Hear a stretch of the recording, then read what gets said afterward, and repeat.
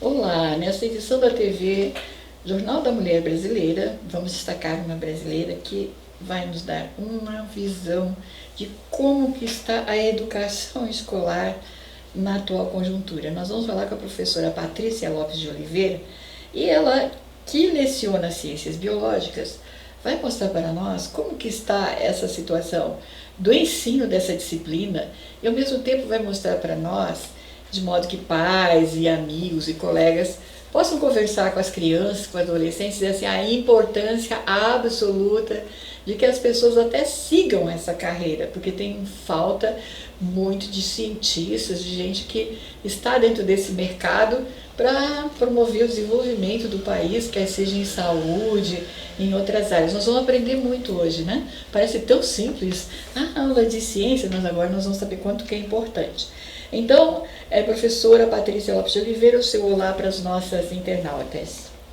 Olá, agradeço a oportunidade de estar aqui falando sobre a biologia, que é uma ciência incrível, uma linda, como eu costumo dizer, que a biologia é linda, e agradeço a oportunidade de poder falar dela e sobre o ensino dela, que é tão importante.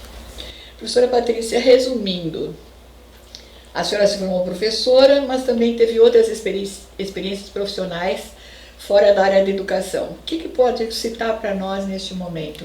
Eu me formei em Ciências Biológicas e durante o período de formação eu fiz o estágio no Instituto de Psiquiatria da USP, o que foi crucial para a minha formação, aprendi demais e incrementou muito a minha visão da biologia por um outro ângulo, visto a biologia em relação à psiquiatria, que é extremamente vasta também. Uhum. No total, quantos anos a senhora está lecionando e o que realmente a senhora diria assim, para mim a biologia é tudo porque... A biologia, para mim, ela é tudo porque ela está em todo lugar. A gente não consegue fugir da biologia em momento algum. Tudo que a gente vê tem a biologia. Se você está subindo uma escada, você tem a biologia ali com os micro-organismos que estão aparentemente invisíveis, mas eles estão ali existentes. E se você está simplesmente respirando, a biologia está toda na sua respiração. Então a biologia ela está em tudo, então ela é linda de todas as formas. E quantos anos que a senhora está atuando com essa disciplina? Atuo ensinando biologia há 3 anos, desde 2017 que eu comecei. Muito bem. Agora vamos fazer uma pergunta assim, se alguém, aluno, vamos dizer assim, professora, eu não quero aprender biologia, a mãe diz, mas para que você está ensinando biologia para esse menino? Né? Então, quer dizer, tem aquela coisa assim, a pessoa tem desconhecimento, né? A senhora já disse assim, mais ou menos o que é, né? Todo esse campo. Mas vamos supor, quais as áreas de mercado a biologia pode ser aplicada? Laboratórios de doenças, de medicina, como que funciona um todo assim? Em relação ao mercado de trabalho, a biologia ela é bem vasta até. Por mais que seja um pouco desconhecida, mas a gente tem o campo da ecologia, a gente tem o campo de pesquisa, a gente tem o campo de farmacologia, farmácia, a gente tem o campo de alimentação. Então a indústria alimentícia e a indústria farmacêutica são as mais conhecidas no ramo da biologia. Mas a gente tem a ecologia que está aí o tempo todo. A biologia ela é muito voltada à pesquisa de todas as formas possíveis. Então a biologia ela está em tudo, em todo o mercado de trabalho vai ter algo em biologia. Um escritório administrativo, por exemplo, uma indústria de ferro que seja, aparentemente não teria biologia, mas o descarte dela tem tudo a ver porque envolve o meio ambiente, então sempre tem a biologia. E vai estar também na qualidade de ganho de vida para os esportes, digamos assim, para viver mais, né, para a área dos idosos. Sim. Pode parecer incrível, gente, mas vocês estão se esquecendo. E a vida sexual, hein?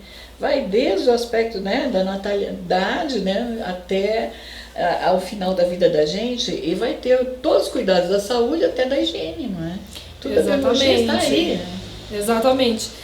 A biologia ela está desde os primórdios, então desde a fecundação, desde que o óvulo encontrou o espermatozoide ali, tudo está envolvido.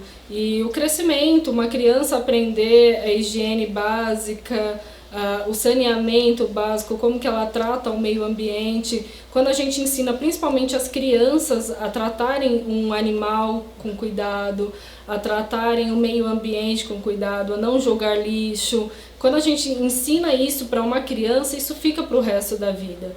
E aí, quando chega na adolescência, a gente começa a ensinar como o corpo funciona, e sexualmente como que esse corpo vai funcionar, e assim previne doenças, previne uma gravidez indesejada, que é tão preocupante, principalmente no nosso país, em países mais pobres, a gravidez na adolescência, que é tão preocupante. Então isso tudo é evitado se tem um ensino da ciência, da biologia com eficácia. Uhum. Agora veja bem, eu li, né, fiz um pouco de pesquisa para entender como fazer essas perguntas para a senhora, né? E eu verifiquei assim que um fato que me chamou a atenção pra caramba foi que as crianças no laboratório brincando com as minhocas foi um grande parque de diversão, mas foi um grande parque de aprendizado que eles não imaginaram depois o que eles iam aprender de quando viram as minhocas. Isso é verdade, professor? O que isso pode ensinar tanto para a vida e o desenvolvimento, né, de toda a ciência? Uma brincadeira parece inocente, né? Exato. Na realidade, a gente fala que a criança ela é um molde. A gente consegue moldá-la para o que a gente desejar. Isso acontece tanto para o lado ruim quanto para o lado bom. Mas olhando para o lado da biologia, a fase da vida que a gente mais consegue colocar, enfatizar coisas é na infância. E aí quando a gente mostra que uma minhoquinha, que muita gente acha nojentinho, e aí você mostra a importância que ela tem na ecologia, que ela vai nitrificar o solo, que ela vai fortificar, que muitas plantas crescem muito mais viçosas, muito mais bonitas, com muito mais vitaminas, no caso das verduras, se tiver a presença dessas minhoquinhas. Quando eles percebem isso, quando eles aprendem isso, eles ficam encantados. Até, não acredito que seja a mesma pesquisa que eu tenha visto, que algumas crianças já queriam levar um monte de minhoquinhas para casa para cuidar, para poder cuidar direitinho, como se fosse um petzinho. Porque as crianças, elas moldam o nosso mundo. A história de que as crianças são o nosso futuro é verdade. Então, se a gente coloca coisas boas, se a gente planta coisas boas ali na cabecinha de uma criança, como a história da minhoquinha, a frutificação é sempre muito, muito viável. E também li que achei muito interessante é que quando elas estão estudando a qualquer parte da biologia, quase sempre elas estão em equipe, não é? E aí tem que ter paciência, porque é uma que olha o aparelho, depois é a outra, enfim, tem uma ordem, né? E elas têm que formular problemas, sai dali, tem que pesquisar também. Então, isso que para a criança e para o adolescente, isso até traz um resultado assim de cidadania, de como ser melhor cidadão, cidadã. O que a senhora tem a dizer desse aspecto? É verdade, pelo que a senhora observa? Sim, é muito verdade. O ensino da pesquisa, da ciência, tanto em crianças quanto em adolescentes, ele desenvolve áreas muito, muito importantes em relação à cidadania, porque te ensina a ser mais crítico, a não aceitar um não ou um sim, simplesmente. As respostas elas têm que ser mais adequadas para que aquela pessoa, ou adolescente ou criança, consiga entender o porquê. Então não adianta eu falar sim para uma criança, eu preciso explicar, e nem para um adolescente. Eu preciso explicar o porquê que isso acontece. Então a ciência ela te faz ser mais crítico, ela te faz perguntar e pesquisar e ir atrás, não aceitar qualquer resposta. E hoje, em fase de fake news, isso é tão importante para a gente não ver qualquer coisa ou ouvir qualquer coisa e, de repente, acreditar. Não, tem um porquê. E qual é esse porquê? Então, a vacina não funciona. Por que ela não funciona? Por que anos de vivência foi tão importante, porque tantas campanhas para vacinação e de repente ela não funciona? Por quê? Então quando começam a ter esses porquês, a ciência está ativa. E aí você vê que isso não é verdade, que foi alguém que inventou uma historinha, aquela história do telefone sem fio, que um vai falando uma coisinha e acaba finalizando em algo muito grande, muito errado, digamos assim. Então a vacinação ela é importante sim. Então a ciência ela te ensina tanto a entender como que a vacinação vai funcionar, por exemplo, e a não acreditar quando alguém falar que não funciona. Mas por que não funciona? Fica não crítico, funciona né? sim, a pessoa fica crítica. Então o ensino de ciências para qualquer área é importante por isso, porque deixa a pessoa crítica em relação a muitas coisas. Não aceita qualquer resposta. Vai buscar várias opiniões, de repente, também, assim, para poder formular a dela, né? Exatamente. Quer dizer, ela acaba sendo um pesquisador mesmo. Acaba sendo um pesquisador, né? Acaba sendo um crítico, acaba respeitando a opinião dos outros. Porque, eu não tenho argumento agora para te falar, mas eu vou pesquisar e aí eu vou te responder. Então, aquela coisa da arrogância, de responder grosseiramente, acaba também saindo. Então, os cidadãos eles são mais formulados se você tem um ensino de ciência. Me deu um tempo para estudar, né? Verificar outro autor. Quer dizer, é politicamente correto, inclusive, né? Exatamente. A gente fica, o ensino de ciências modula a sua cabeça para todas as áreas, para que você seja crítico e para que você seja mais autônomo, digamos assim, tem uma certa autonomia e respeita a opinião do outro. Você primeiro para ouvir, você não concorda, mas você para, não discute, vai pesquisar e depois volta com as suas respostas. Muito genial isso. Agora, atualmente, nós, quando nos comparamos com outros países, tá difícil, né? Nós estamos numa fase muito empírica ainda, não é? Quer dizer, faltam laboratórios, falta uma porção de coisas que a senhora vai dizer para nós o que falta, mas decididamente as pessoas já estão numa área tecnológica avançada, mas as pesquisas hoje, mesmo não sei na área infanto-juvenil que nós estamos falando, né? Mas a gente percebe assim, por exemplo, o avanço, vou pensar numa inteligência artificial hoje, não é? Vou colocar isso dentro do Brasil, como que está todo mundo já da área da ciência, da saúde e os outros países. Agora a área de ensino, professora, o que está faltando? Tadinho. Olha, eu tô com a perninha dela, mas ela vai ter que dizer a verdade, tá? O que está faltando para a senhora dizer assim, eu preciso disso e ensinar tão legal? O que falta? Vamos lá, sinceridade. Sinceridade. Isso. Nós costumamos falar que o problema está no governo. E não vou falar que é mentira, porque não é.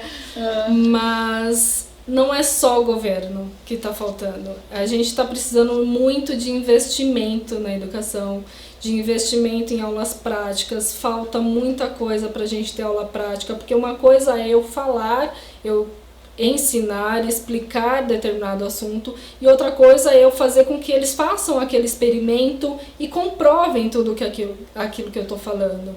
Então, o ensino prático, o experimento, ele faz toda a diferença no ensino. Então isso falta muito, mas também falta mais interesse na educação, também falta mais interesse dos pais, da cobrança dos pais, os pais cobrarem mais essas crianças a aprender, cobrarem mais esses adolescentes a aprender. Eu vou falar mais de adolescente porque é com quem eu trabalho, meu público-alvo são os adolescentes. Para que serve o que você aprendeu na aula? Isso é importante. Então, falta esse interesse dos alunos de querer saber o porquê das coisas e falta interesse dos pais também de cobrarem isso. E eu não vou tirar a culpa porque falta investimento sim. Falta muito investimento, falta investimento no professor, falta investimento na escola, falta muito investimento na educação. Não tem os equipamentos, por exemplo? Não consegue nem emprestado fazer uma visitação em algum lugar. Me diga, será possível? Eu não posso acreditar. Mas os laboratórios não abrem a possibilidade assim, de uma visitação, um dia, para as escolas, para as crianças verem os equipamentos, pelo menos, não tem essa possibilidade? Ou traz um vídeo e mostra para as crianças na sala de aula. Não existe essa divulgação da iniciativa privada também? Então, algumas indústrias, pouquíssimas indústrias alimentícias principalmente, farmacêuticas, até liberam algumas coisas, mas é tão restrito que é difícil você levar 100 alunos da escola pública, por exemplo. Você levar 100 alunos de uma vez para ver, porque na escola são muitas salas, são muitas salas, muitos alunos para você levar, e você não vai levar um e não levar outro. Então acaba sendo um pouco restrito por isso.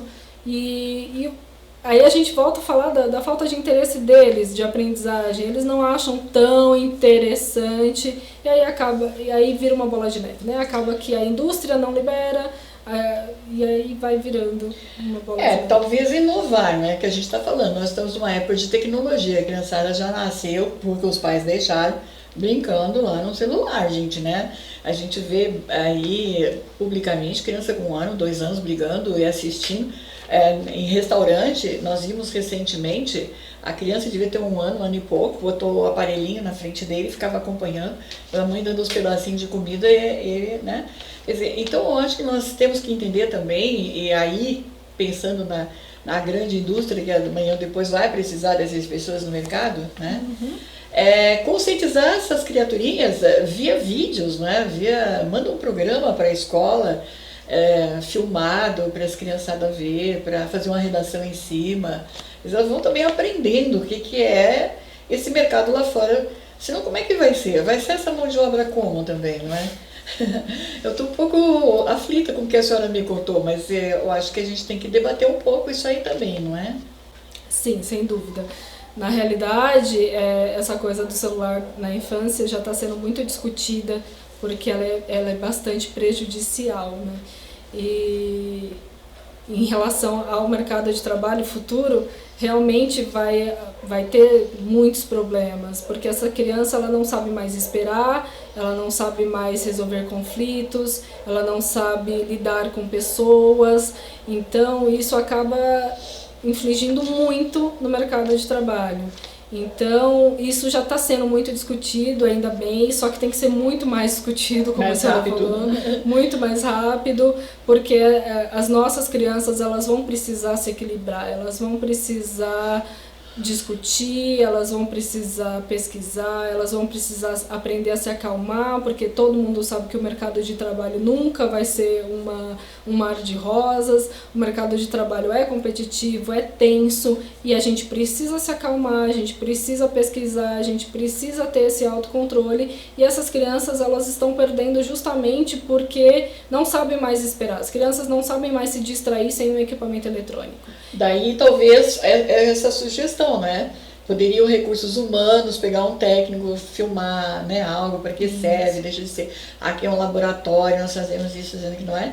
Daria uma aula prática e que a senhora poderia trabalhar com eles em debate, depois vão imaginar a redação, desenharem o que eles imaginarem, seja lá o que for, mas fazerem palestrinhas, né, coisas assim. E aí até um prêmio, de repente, esses que se saíram bem, ir visitar pessoalmente o local, que seria um prêmio, né? Então todos teriam a motivação e também, como a senhora disse, como é que eu vou levar 100 crianças para dentro de um laboratório? Né? Um departamento que seja lá não vai conseguir acomodar 100 crianças, todo mundo pegando e perguntando, não é? Agora trazer até o vídeo até a empresa usando a tecnologia, poderia, né? Até a escola, no caso. Sim, até porque os grandes laboratórios eles têm umas regras de higiene muito rígidas, né? Então levar pessoas de fora, uma pessoa já é complicado, imagina 100, 200 crianças. É realmente muito complicado. Mas assim, a gente não tem como fugir da tecnologia, até porque ela é uma glória para a nossa geração. Então a tecnologia a gente tem que utilizá-la a nosso favor, sempre. Então a tecnologia ela é maravilhosa até a página 2. A gente tem que usá-la com sabedoria, com responsabilidade, para que a gente tenha a melhor parte dela e não a pior. E é o que está faltando, né? Nessa proximidade, né? O equilíbrio é o que está faltando muito. Eu me recordo há muitos anos atrás, eu fiz um pós-graduação e tinha um colega que, por sinal, ele é fruto de um internato, assim, deixaram lá quando criança e tal, mas muito inteligente. E você perguntava para ele, eu acho que ele estava entrando na faculdade ainda, né? E o que você pretende fazer? Eu vou trabalhar com inteligência artificial. Eu achava tão estranha aquela resposta naquela época, né? Eu ainda vou ser um grande desenvolvedor de inteligência artificial. Aí eu me recordo que eu perguntei para várias pessoas, né? Perguntei para meu filho, inclusive. E hoje eu já fui ver equipamentos de inteligência artificial. Quer dizer, tem coisas que a gente está usando no mercado e já está utilizando, né, a inteligência artificial. Então, nós temos dentro desse lapso de tempo 15, 20 anos. Mas hoje uma criança olhando esse equipamento por vídeo, vamos imaginar assim, certo? Imagine, tudo isso vai trabalhar dentro dela, né? Ela vai buscar, ela vai crescer já com essa visão, né? E quem sabe serão os grandes desenvolvedores futuramente, não só na informática, não é, professora? Não só nas tecnologias, mas até ter um desenvolvimento de alguma fórmula, alguma coisa que vá trazer um enriquecimento para os laboratórios, para as indústrias, para tudo. Eu acho que a gente tem que investir nessa criançada, né? Porque estão na área da tecnologia, não adianta, né? Sim. A tecnologia, ela tá aí. A gente precisa usá-la e abusá-la, digamos assim. Mas a gente precisa ensinar a usar com responsabilidade, para que essa tecnologia traga bons frutos sempre, né? A tecnologia, ela é maravilhosa. O máximo que eu posso, eu dou aula tecnológica, porque é a melhor forma de ilustrar. É diferente, principalmente para biologia, de você ir lá na lousa desenhar, fora que eu desenho muito mal, e desenhar uma célula na lousa e de repente você mostrá-la num vídeo, num data show. É muito diferente, é muito mais explicativo, muito mais interessante para o adolescente aprender aquilo com a tecnologia. Então a tecnologia é maravilhosa. Fica aí então um alerta também, não é, para as pessoas que são especialistas, né, biólogos, enfim, de todas as áreas, né, da biologia, pesquisador, alguém que descobriu algo.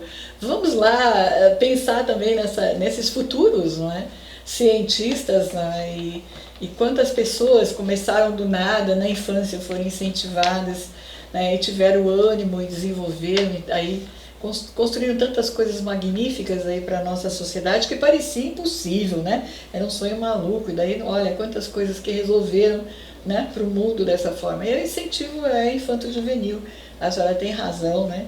O Estado também tem que promover esses convênios, eu acho, sabe, entre os grupos industriais de grande porte com as escolas, porque a gente sabe que a gente tem um Estado que nunca vai conseguir comprar os equipamentos e colocar à disposição das escolas, porque falta um monte de outras coisas antes. Mas poderiam fazer esse intercâmbio, sem dúvida, não é? Sim. Deixa aqui a sugestão nossa, e eu estou muito emocionada de ver toda a sua luta. A senhora veio muito bem indicada para nós estamos muito gratificados com essa sua entrevista. Eu imagino todo o seu... dá uma dor, né? Você vê até o potencial da criança, muitas vezes não tem como achar um jeito de desenvolver, sim, né? Sim. A gente tem uma série de casos assim que a gente quer pegar pra gente, levar para casa e vamos conversar mais de perto, mas não é sempre possível. Então, a gente brinca que biólogo não se torna, biólogo nasce, né? Então, quando a gente planta aquela sementinha ali na criança, da ciência, interessantíssima como ela é, a gente normalmente vai colher um futuro cientista, um futuro biólogo. Então, fica aí para os seus despedidas e qualquer outra recomendação que queira fazer. Para nós é uma grande alegria a sua entrevista. Eu aprendi muito, eu estou toda aqui, já fiquei elétrica com tudo que a senhora me falou. Mas fica aí a sua despedida para as nossas, né, internautas, mulheres brasileiras. Vejam só, as crianças estão na escola, a vida está competitiva lá fora. Temos que construir nossos filhos para o futuro. Olha o que essa magnífica professora está nos alertando aqui. Vamos apoiar as professoras. Eu agradeço muito a oportunidade.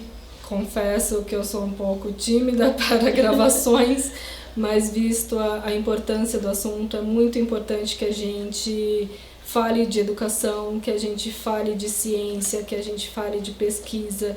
Nosso país está muito escasso de pesquisa, de ciência, e a gente precisa disso. Sem a ciência a gente não vive, o mundo está aí, nós somos o mundo, nós somos a biologia, nós somos a vida. Então, tudo que tem vida, a ciência está envolvida e nós somos tudo isso. Nós não estamos... Nós, seres humanos, não somos um grupo à parte, nós fazemos parte desse mundo e é nossa responsabilidade como seres racionais, é nossa responsabilidade cuidar desse mundo. Nós mulheres aqui gestamos todo esse mundo que está aqui, preste atenção, hein, gente? E somos nós que temos que dar uma bronca e dizer que queremos o melhor para os nossos filhos e para as nossas filhas. Porque se eles desenvolverem nas ciências, nós não vamos estar pagando o royalty internacional. Muito bem, acabamos de fazer uma conclusão magnífica para a nossa entrevista do dia de hoje. Tá? Grande beijo no coração, gente. Vamos lá, professora Patrícia. Realmente me disseram que eu ia ficar encantada com a sua entrevista e foi. A senhora me deixou eletricidade. Mas olha, nós vamos pegar essa eletricidade toda aqui e vamos achar um jeito de transformar, certo? Uma forma de captar a consciência de algum grupo para trazer ao menos para a sua escola, inicialmente, como um caráter experimental. Amém. Não é? Tem tantos grupos aí, eu tenho certeza que vão se comover com o seu pedido, vão entender a grandiosidade dessa professora, né, o carinho dela pelos alunos e que ela se sente impotente de ver o mundo lá fora e ela aqui não sabe como que vai ficar com o giz numa lousa, certo? Pensaram bem, senhores homens cientistas, industriais, governantes. Um abraço a todos, até a próxima edição, tá? Da TV Jornal da Mulher Brasileira. Aprendemos muito com a professora Patrícia hoje, hein, gente? Até lá!